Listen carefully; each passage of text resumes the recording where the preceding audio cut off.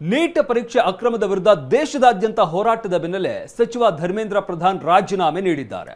ಸಚಿವರ ರಾಜೀನಾಮೆ ಬೆನ್ನಲ್ಲೇ ಸಿಜೆಪಿ ಸಂಸ್ಥಾಪಕ ಸಂಭ್ರಮಾಚರಣೆ ಮಾಡಿದರೆ ವಿಪಕ್ಷ ನಾಯಕರು ಯುವ ಜನತೆಯ ಹೋರಾಟಕ್ಕೆ ಸಂದ ಜಯ ಅಂತ ಬಣ್ಣಿಸಿದ್ದಾರೆ.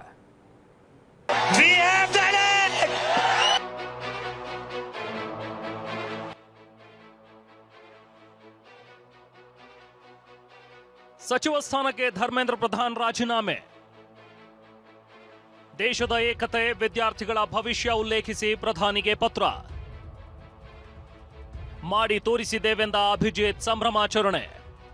ನೀಟ್ ಪ್ರಶ್ನೆ ಪತ್ರಿಕೆ ಅಕ್ರಮದಲ್ಲಿ ಕೇಂದ್ರ ಸಚಿವ ಧರ್ಮೇಂದ್ರ ಪ್ರಧಾನ್ ರಾಜೀನಾಮೆ ನೀಡಿದ್ದಾರೆ. ಪ್ರಧಾನಿ ಮೋದಿ ಅವರಿಗೆ 2 ಪುಟಗಳ ಸುದೀರ್ಘ ರಾಜೀನಾಮೆ ಪತ್ರ ಬರೆದ ಧರ್ಮೇಂದ್ರ ಪ್ರಧಾನ್ ದೇಶದ ಏಕತೆ, ವಿದ್ಯಾರ್ಥಿಗಳ ಭವಿಷ್ಯ ಹಾಗೂ ದೇಶ ವಿರೋಧಿ ಶಕ್ತಿಗಳು ಇದರ ಲಾಭ ಪಡಿಬಾರದು ಅನ್ನೋ ನಿಟ್ಟಿನಲ್ಲಿ ರಾಜೀನಾಮೆ ನೀಡುತ್ತಿದ್ದೇನೆ ಅಂತ ರಾಜೀನಾಮೆ ಪತ್ರದಲ್ಲಿ ಬರೆದುಕೊಂಡಿದ್ದಾರೆ.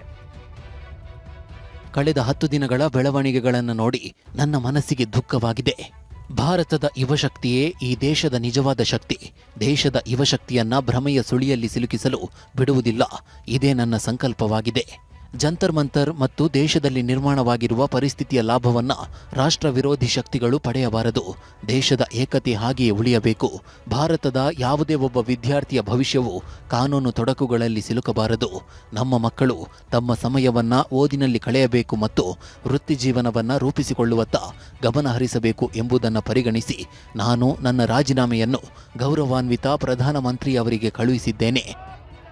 ಧರ್ಮೇಂದ್ರ ಪ್ರಧಾನ್ ರಾಜೀನಾಮೆ ಬೆನ್ನಲ್ಲೇ ಜಂತರ್ ಮಂತರ್ನಲ್ಲಿ ಪ್ರತಿಭಟನೆ ನಡೆಸ್ತಾ ಇರೋ ಸಿಜೆಪಿ ನಾಯಕರು ಸಂಭ್ರಮಾಚರಣೆ ಮಾಡಿದ್ರು. ವೇದಿಕೆ ಮೇಲೆಯೇ ಫೋನ್ ಕರೆ ರಿಸೀವ್ ಮಾಡಿದ ಅಭಿಜಿತ್ ದೀಪ್ಗೆ ವಿ ಹ್ಯಾವ್ ಡನ್ ಇಟ್ ಅಂತ ಕಿರುಚಿದ್ದಾರೆ. धर्मेंद्र प्रधान ने रिजाइन कर दिया है.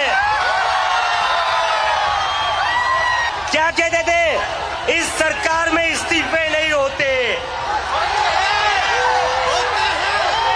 क्या कहते थे, इस सरकार में. ಇನ್ನು ಈ ಬಗ್ಗೆ ಟ್ವೀಟ್ ಮಾಡಿದ ಕಾಕ್ರೋಚ್ ಜನತಾ ಪಾರ್ಟಿ 3 ಬೇಡಿಕೆಗಳಲ್ಲಿ 1 ಬೇಡಿಕೆ ಈಡೇರಿದೆ. ಇನ್ನೂ 2 ಬೇಡಿಕೆ ಬಾಕಿ ಇದೆ. ಮೃತ ವಿದ್ಯಾರ್ಥಿಗಳ ಕುಟುಂಬಕ್ಕೆ ಪರಿಹಾರ ನೀಡಬೇಕು, ವಿದ್ಯಾರ್ಥಿಗಳ ಮೇಲೆ ಯಾವುದೇ ಕ್ರಮ ಕೈಗೊಳ್ಳಬಾರದು ಅಂತ ಒತ್ತಾಯಿಸಿದೆ.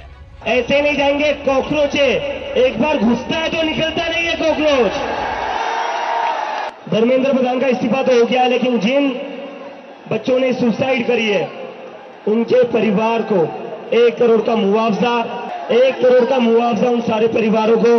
और दूसरा, ये जो पुलिस वाले गुंडों ने हरकत करी थी 20 तारीख को, उसके ऊपर पुलिस वालों के ऊपर एक्शन तो होना ही चाहिए.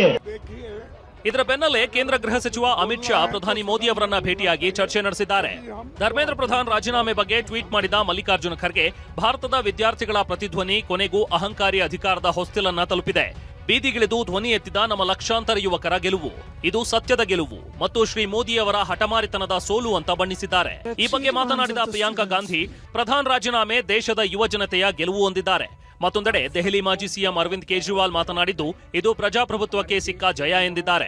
I'm very happy for many reasons, but the main reason is that I believe today, the 25th of July 2026, is the day that the people of our country have started claiming their country back from those who have tried to destroy the constitution, from those who have tried everything to oppress and suppress the voice of our people. I believe that this is a victory for the youth of India. I am so proud of each one of them. आप सबको बहुत बहुत बहुत बधाई. हमारे देश के युवाओं को, जेनजी को बहुत बधाई. बहुत खुशी की बात है, आप लोगों का संघर्ष रंग लाया. धर्मेंद्र प्रधान को अल्टीमेटली इस्तीफा देना पड़ा. ये पूरी डेमोक्रेसी की बहुत बड़ी जीत है. हमारे देश में लोगों का जनतंत्र से भरोसा ही उठ गया था. ಧರ್ಮೇಂದ್ರ ಪ್ರಧಾನ್ ರಾಜೀನಾಮೆಗೆ ಕೆಪಿಸಿಸಿ ಅಧ್ಯಕ್ಷ ಬಿಕೆ ಹರಿಪ್ರಸಾದ್ ವ್ಯಂಗ್ಯವಾಡಿದ್ದಾರೆ. ಪ್ರಧಾನ್ 4-5 ಪುಟಗಳ ಪತ್ರವನ್ನ ಬರೆದಿದ್ದಾರೆ. ಪತ್ರವನ್ನ ಬರೆದು ಮಹಾನ್ ಸಾಧನೆ ಹೇಳಿಕೊಂಡಿದ್ದಾರೆ ಅಂದ್ರು. ಶಿಕ್ಷಣ ಸಚಿವರಾಗಿರ್ತಕ್ಕಂಥ ಧರ್ಮೇಂದ್ರ ಪ್ರಧಾನ್ ಅವರು ರಾಜೀನಾಮೆಯನ್ನು ಕೊಟ್ಟಿದ್ದಾರೆ. 4-5 ಪುಟಗಳ ಪತ್ರ ಬರೆದಿರ್ಬೇಕಲ್ಲ ಅವರು. ದೊಡ್ಡ 4-5 ಪುಟಗಳ ಪತ್ರ ಬರೆದು ಅವರ ಮಹಾನ್ ಸಾಧನೆ ಅಂತೇಳಿ ಹೇಳ್ಕೊಳ್ಳಕ್ಕೆ ಹೋಗಿ ನಗೆ ಪಾಟಲಿಗೆ ಈಡಾಗಿದ್ದಾರೆ. ಸಿಜೆಪಿ ಪ್ರತಿಭಟನೆ ಜೊತೆಗೆ ದೇಶಾದ್ಯಂತ ವಿದ್ಯಾರ್ಥಿಗಳ ಪ್ರತಿಭಟನೆಗೆ ಮಣಿದು ಕೇಂದ್ರ ಶಿಕ್ಷಣ ಸಚಿವ ಧರ್ಮೇಂದ್ರ ಪ್ರಧಾನ್ ಸ್ವಯಂ ಪ್ರೇರಣೆಯಿಂದ ತಮ್ಮ ಸ್ಥಾನಕ್ಕೆ ರಾಜೀನಾಮೆ ಕೊಟ್ಟಿದ್ದಾರೆ. Bureau report, TV9.